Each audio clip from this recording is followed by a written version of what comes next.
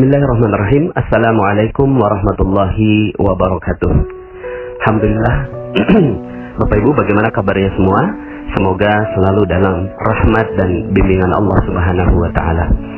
Senang sekali membaca banyak sekali testimoni-testimoni dari member channel Magnet Rezeki. Dan itulah Allah Subhanahu wa taala. Ketika kita mendekatinya, maka Allah tidak segan-segan untuk memberikan rezeki yang berlimpah untuk Anda semua. Bagi Anda yang belum mendapatkan keajaibannya, bersabarlah. Dan bersabar di sini bukan berarti bersabar dalam kesusahan, tidak sama sekali Bapak Ibu. Tapi bersabarlah untuk menanti keajaiban Allah Subhanahu wa taala, ya. Seperti materi perisai rezeki, ketika perisainya sudah hilang, maka insya Allah rezeki akan berlimpah datang pada Anda semua. Bagi yang belum, bisa jadi mungkin coba teliti lagi. Siapa tahu masih ada perisai-perisai yang masih menghalangi rezeki Anda. Oke, Bapak Ibu, ketika saya membahas tentang perisai rezeki, ada yang bertanya, ya, dan materi ini adalah jawaban dari pertanyaan tersebut, ya. Saya beri judul materi ini, lain ladang lain ilalang, ya. Nah Bapak Ibu, begini, ada pertanyaan, Pak Nas, kenapa kok orang-orang yang nggak kenal Allah, ya, orang-orang yang nggak kenal Allah tapi kok mereka dikasih rezeki sama Allah, ya. Mereka nggak sholat, nggak puasa, nggak haji, nggak zakat gitu, ya. Kemudian tidak melakukan amalan-amalan soleh, tidak bersedekah dan seterusnya gitu, ya. Tapi kenapa kok mereka diberikan rezeki berlimpah oleh Allah Subhanahu wa taala gitu, ya. Sementara kita di materinya Pak Nas ini kok kayaknya kita jadi harus bersusah-susah untuk beribadah begitu, ya, untuk mendapatkan rezeki Allah. Oke. Saya jawab ya Bapak Ibu. Makanya judulnya adalah lain ladang lain ilalang. Lain ilmunya Bapak Ibu, ya. Lain ilmunya antara kita dengan mereka, ya. Mereka-mereka yang tidak kenal Allah, mereka-mereka yang tidak kenal Tuhan, mereka-mereka yang tidak kenal akhirat, mereka yang tidak kenal tentang sisa kubur, mereka yang tidak kenal dengan padang mahsyar, mereka yang tidak kenal dengan alam hisab, ya. Mereka yang tidak kenal dengan surga dan neraka, sepanjang hidupnya berbuat zalim Bapak Ibu, ya. Mereka sepanjang hidupnya berbuat kesalahan, kezaliman, kejahilan, ya. Dan dalam Al-Quran disebutkan inna syirka la zulmun azim. Sesungguhnya orang-orang yang ingkar kepada Allah Subhanahu wa taala adalah sungguh kezaliman yang besar, ya. Nah, cuma orang-orang yang zalim ini Bapak Ibu, pernah mereka berbuat baik, betul nggak? Ya, mereka berbuat baik Bapak Ibu. Mereka bikin handphone, mereka bikin mobil, ya, mereka bikin sarana-sarana kehidupan gitu, ya. Mik-mik di masjid itu adalah ciptaan mereka. Menyeberangi seorang nenek yang nggak bisa nyebrang gitu, ya. Kemudian memberi makan anjing, memberi makan kucing. Mereka berbuat baik pada hewan. Dan ini adalah perbuatan baik Bapak Ibu. Maka Allah itu maha adil, ya. Allah maha adil. Allah itu memberikan kebaikan dan Allah maha membalas perbuatan baik Bapak Ibu. Cuma, ya, orang-orang yang belum kenal Allah ini, Allah balas perbuatan baiknya di dunia, supaya di akhirat Allah tidak punya hutang lagi kepada mereka. Sepanjang kehidupannya di akhirat tinggal siksa demi siksa demi siksa kepada mereka, ya. Tapi Allah maha membalas perbuatan baik mereka, ya. Sementara kita, orang-orang yang kenal Allah, orang-orang yang kenal akhirat, orang-orang yang kenal surga dan neraka, orang-orang yang kenal dengan siksa kubur, alam hisab, padang mahsyar, adalah orang-orang yang selalu berbuat baik sepanjang harinya, sepanjang tahunnya, sepanjang bulannya. Kita berbuat baik Bapak Ibu. Kita bersyahadat asyhadu an la ilaha illallah dalam setiap sholat kita ulang-ulang lagi gitu, ya. Kita berbuat baik Bapak Ibu. Tapi pernah nggak Bapak Ibu kita berbuat salah? Pernah nggak kita berbuat dosa? Pernahkah kita berbuat khilaf? Pasti pernah Bapak Ibu.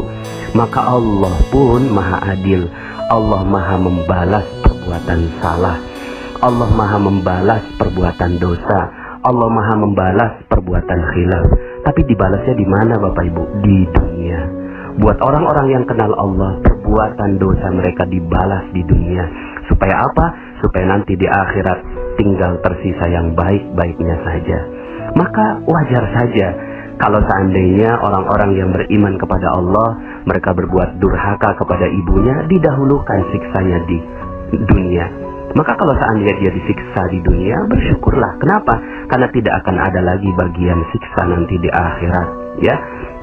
Kalau seandainya kita sekarang jatuh, bangkrut, ya, dan seterusnya, ya bersyukurlah. Berarti itu adalah pengguguran dosa yang Allah Subhanahu wa Ta'ala dahulukan pengguguran dosanya di dunia, ya. Sehingga akhirnya nanti tidak ada lagi penghapusan dosa di akhirat. Kan senang, bahagia kalau sudah demikian. Maka dalam sebuah hadis disebutkan tidak adalah kesusahan, ya, yang dialami seorang mukmin walaupun dia hanya tertusuk duri, kecuali diampunkan dosanya oleh Allah Subhanahu wa Ta'ala, ya. Maka di sini jelas Bapak Ibu, ilmunya akhirnya berbeda, lain padang, lain ilalang, gitu ya. Mereka beda ilmunya, mereka hanya inginkan kehidupan dunia. Mereka hanya inginkan kehidupan dunia, maka Allah, mudah sekali bagi mereka untuk dapatkan dunia yang berlimpah. Mudah sekali, ya. Hanya cukup berbuat baik, ya, maka mereka akan mendapatkan kehidupan dunia mereka, ya. Begitu aja. Jadi kalau seandainya kita melihat mereka diberikan kemewahan, kejayaan di kehidupan dunia, ya nggak usah gimana-gimana. Emang mereka, Allah Maha Baik, gitu ya. Allah Maha Baik, cuma mereka hanya mendapatkan bagian itu di kehidupan dunia. Tentunya kita tidak mau hanya dalam kehidupan dunia saja. Begitu ya Bapak Ibu, ya. Dalam Al-Quran disebutkan dalam surat Ali Imran ayat 176. A'udzubillahi minasyaitonirrajim. Wa la yahzunka alladhina yusari'una fil kufr innahum la yadurrullaha syai'an yuridullahu an la yaj'ala lahum hazzan fil akhirah wa lahum 'adzabun 'adzim. Janganlah kamu disedihkan oleh orang-orang yang segera menjadi kafir. Sesungguhnya mereka tidak sekali-kali dapat memberi mudarat kepada Allah sedikit pun. Allah berkehendak tidak akan memberi sesuatu bahagian pun dari pahala kepada mereka di akhirat, dan bagi mereka azab yang besar.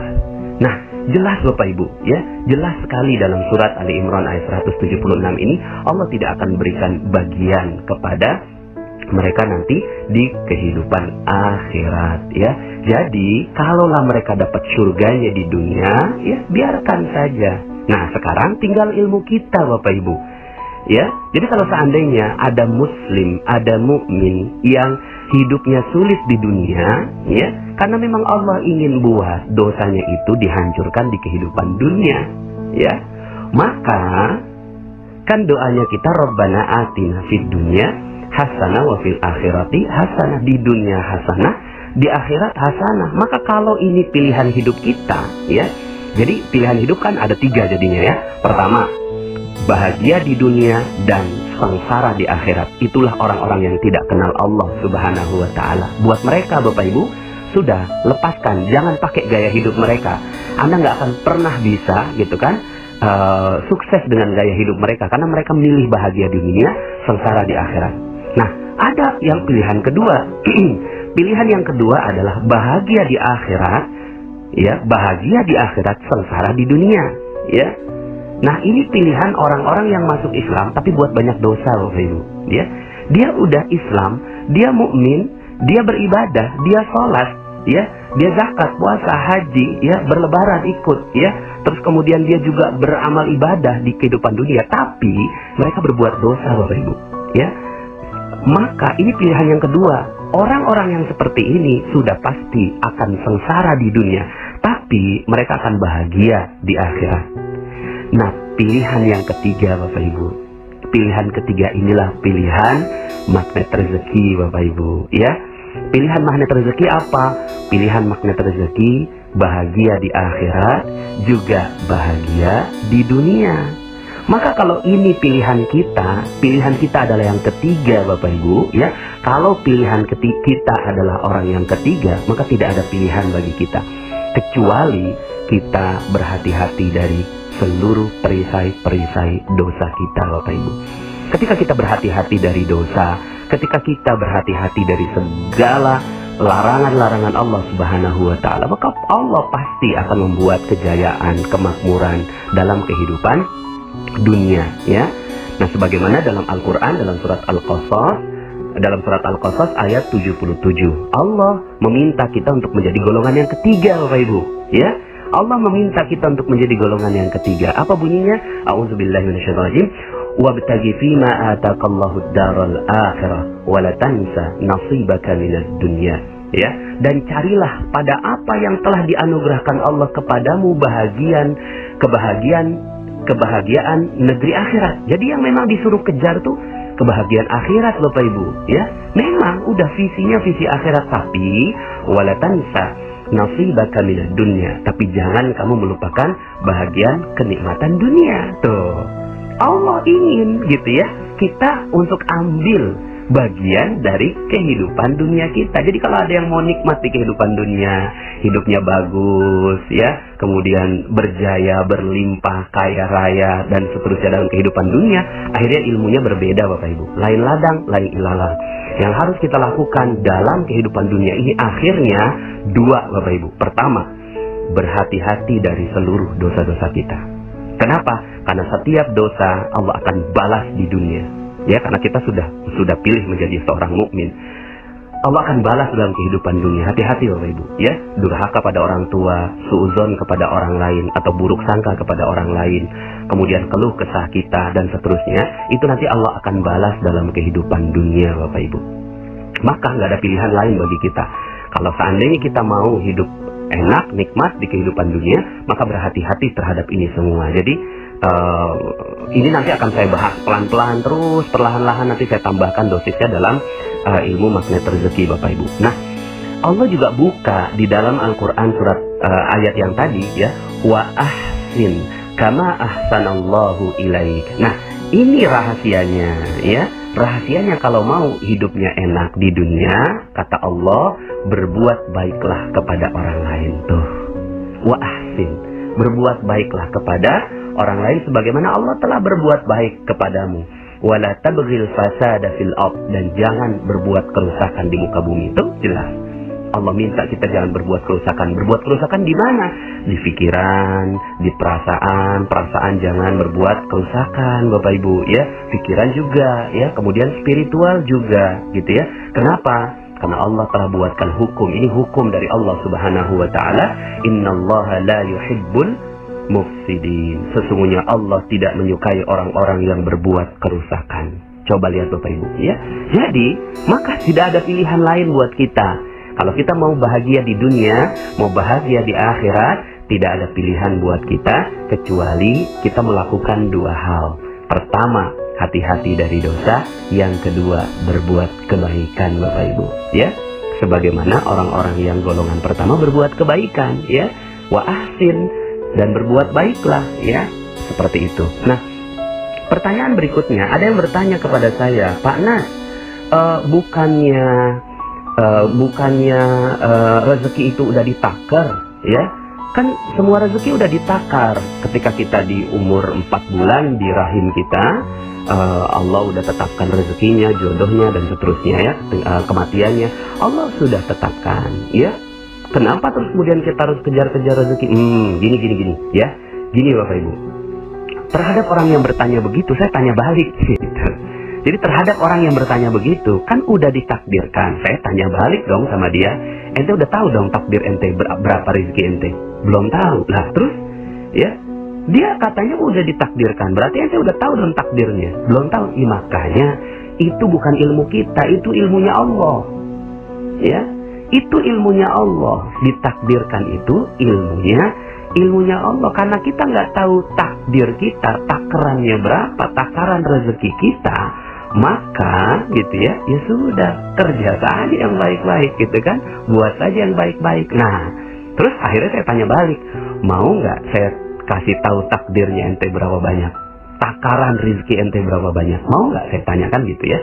Ya dia jawab mau. Gini, Bapak Ibu, takaran rezeki kita buat orang-orang yang sudah memilih golongan yang ketiga ada dalam surat An-Nur ayat 55. An-Nur ayat 55, ya. Dalam Al-Quran Allah berfirman demikian. A'udzubillahi minasyaitonir rajim.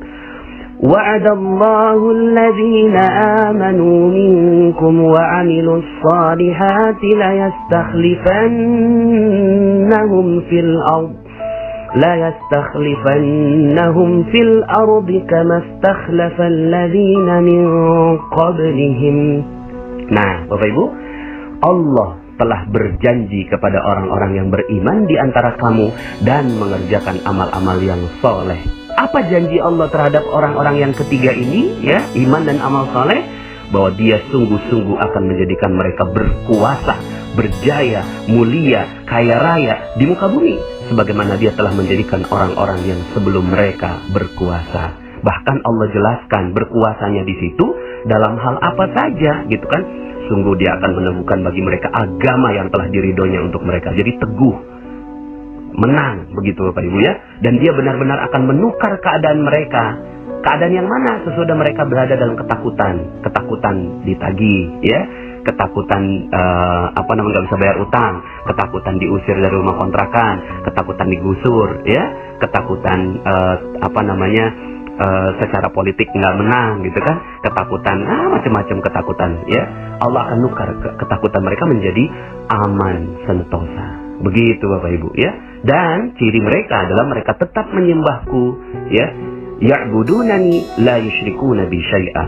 Mereka tetap menjadi golongan orang yang ketiga, enggak jadi golongan yang pertama Bapak Ibu. Mereka tetap menyembahku dengan tiada mempersekutukan sesuatu apapun dengan aku, ya. Wa man kafara ba'da dzalik fa ulaika humul fasiqun. Dan barang siapa yang tetap kafir sesudah janji itu, maka mereka itulah orang-orang yang fasik. Nah Bapak Ibu, ini janji Allah. Jadi takaran rezekinya orang yang beriman itu apa? Takarannya Allah kasih standarnya Nabi Sulaiman Bapak Ibu. Itu standarnya tuh, ya. Kama takhlafal ladzina min qablihim, sebagaimana diberikan kekuasaan kepada orang-orang sebelum kamu. Siapa orang sebelum kamu yang berkuasa? Ya Nabi Sulaiman, ya. Yang telah berkuasa, kemudian diulang lagi, ya. Di zamannya Umar bin Khattab radhiyallahu anhu diulang lagi, di zaman Umar bin Abdul Aziz diulang lagi. 14 abad kekhilafahan, ya, itu bertahan di muka bumi. Jadi Islam ini baru rendah itu 100 tahun Bapak Ibu, ya. Islam ini baru rendah 100 tahun, tapi sebelumnya dia berjaya. Kenapa berjaya? Karena mereka benar-benar beriman dan beramal soleh kepada Allah Subhanahu wa taala, ya. Jadi jadilah golongan orang yang ketiga. Karena takaran rezeki orang yang ketiga ini Allah berikan kejayaan, kemuliaan, kekayaan. Kalau seandainya sekarang Anda belum seperti itu, bisa jadi sederhana Bapak Ibu, sederhana saja. Cuma mungkin karena ada perisai-perisai yang pelan-pelan kita buka. Yuk sama-sama kita buka. Sama-sama kita buka di magnet rezeki. Mudah-mudahan pelan-pelan rezeki itu terbuka, ya. Nah, sampai akhirnya Allah Subhanahu wa taala ingin agar kita ini menunjukkan kekuatan magnet rezeki Bapak Ibu, kekuatan golongan ketiga, ya. Dalam Al-Qur'an surat Al-Anfal ayat 60, wa'iddu lahum mastata'tum min quwwah. Dan siapkanlah untuk menghadapi mereka kekuatan apa saja yang kamu sanggupi. Baru kemudian kalau seandainya kita sudah bebas dari segala dosa, berbuat baik, beramal soleh, berkarya yang terbaik, maka insya Allah Allah akan berikan kekuatan kepada kita yang akan menggetarkan orang-orang yang tidak mau masuk ke dalam surga. Akhirnya, ya, gentar Bapak Ibu, orang-orang yang cuma mau dunia. Orang-orang yang cuma mau dunia aja, nggak mau akhirat, gentar ngelihat orang-orang yang beriman. Wah, luar biasa orang-orang yang beriman itu, ya. Udahlah dapat surga, udahlah dapat akhirat, ya, dapat bertemu dengan Allah, keridhaan Allah, dunia juga dapat. Akhirnya mereka pelan-pelan ngikut kita Bapak Ibu. Ngikutnya bukan untuk diperangi, tidak. Kita ingin menjadi rahmat bagi mereka, menjadi rahmat bagi semesta alam, ya. Bukan dengan cara yang sekarang ngebom nggak jelas Bapak Ibu. Jihad nggak jelas, bukan. Tapi jihad yang ada adalah bersungguh-sungguh untuk membuktikan bahwa Allah Maha Kaya, Allah Maha Mengkayakan, Allah Maha memberi rezeki Bapak Ibu, ya. Jadi yuk sama-sama. Ilmunya memang beda Bapak Ibu. Ilmunya memang beda. Lain ladang, lain ilalang. Lain ilmu Bapak Ibu. Mereka lain ilmunya. Mereka cuma kehidupan dunia saja, ya. Maka sekali lagi, golongan yang pertama cuma mau dunia, akhirat nggak dapat. Golongan yang kedua akhirat dapat, dunia sengsara, ya. Nah inilah kita nih, orang-orang yang mungkin lagi banyak perisainya. Tapi insya Allah pelan-pelan perisai kita akan terbuka dan menjadi golongan yang ketiga. Siap menjadi golongan yang ketiga? Bismillah. Insya Allah, mudah-mudahan Anda semua dijayakan, dimuliakan, dikayakan, dibebaskan dari seluruh kehidupan-kehidupan yang tidak baik dalam kehidupan dunia dan menjadi kehidupan yang baik, ya. Kita sama-sama doa di hari yang mulia ini. Rabbana atina fid dunya hasanah wa fil akhirati hasanah wa qina adzabannar. Saya Nasrullah. Sampai jumpa dalam audio-audio berikutnya, ya. Assalamualaikum warahmatullahi wabarakatuh.